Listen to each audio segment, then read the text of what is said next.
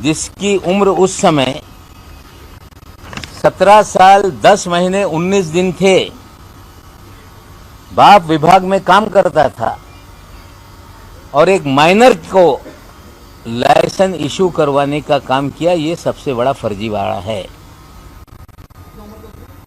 17 साल 10 महीने और 19 दिन मैंने आपको शेयर किया है ग्रुप के अंदर। 18 साल से कम की उम्र में कोई लाइसेंस दिया नहीं जा सकता।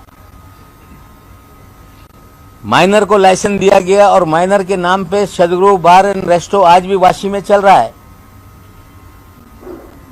97 से लेके आज लगभग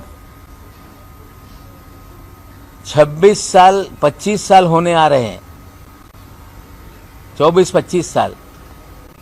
कोई साल ऐसा नहीं कि वो लाइसेंस सस्पेंड हुआ हो, कोई समय ऐसा नहीं कि वो बिजनेस कंडक्ट नहीं होता हो, और उन्होंने फर्जीवाड़ा करके लाइसेंस बनाया। आज तक वो शराब खाना समीर ज्ञानदेव वानखेड़े उर्फ समीर दाऊद वानखेड़े के नाम से चल रहा है।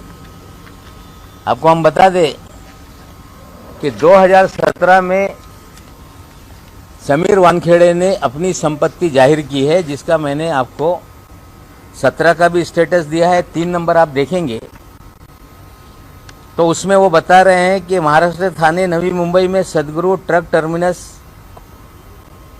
मिसेस सदगुरु truck terminus building Navi Mumbai hotel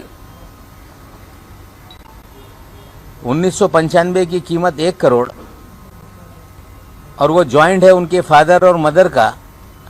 उनकी मां के जरिए उनको संपत्ति मिली है और सालाना 2,40,000 रुपये किराया आ रहा है। फिर उन्होंने 2020 में भी यही डीओपीटी को या उनके कंसर्न डिपार्टमेंट को जानकारी दी कि महाराष्ट्र थाने नवी मुंबई मिसेस सदगुरु truck other hotel area 1600 square feet 1995 कुछ लिखते हैं, कॉस्ट उसकी 1 करोड़ रुपए। ज्वाइंट है DK Wankhede father, joint owned by father after death of mother. Inheritance property उनकी मां के जरिए उनको मिली है और जिसको 2,40,000 रुपया सालाना किराया आ रहा है। साथियों, फर्जीवाड़ा है। माइनर होते हुए लाइसेंस लिया गया। लगभग 23-24 साल तक कारोबार चल रहा है समीर वानखेड़े के नाम से।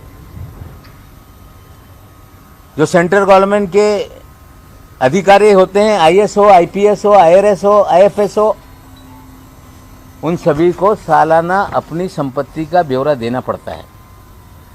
नौकरी लेते हुए भी उन्होंने ये जानकारी छुपाई। 2017 तक जानकारी छुपाई। 17 का बाद जो जानकारी दी वो भी झूठी जानकारी दी कि किराए आ रहा है।